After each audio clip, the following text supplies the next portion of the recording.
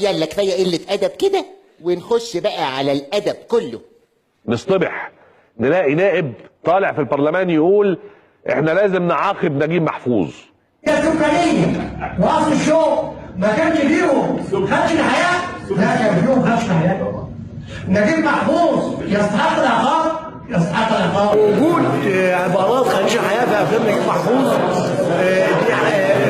القانون يجرمها. والنبي حاجه تضحك، نجيب محفوظ بقى خادش للحياة. لا سيادة النائب سايب أزمة السكر والفراخ وقافش في السكرية. بس أكيد زمايله النواب ما سكتوش. ده كله إلا حبس الأموات. الكارثة الحقيقية مش اللي قاله النائب عن نجيب محفوظ.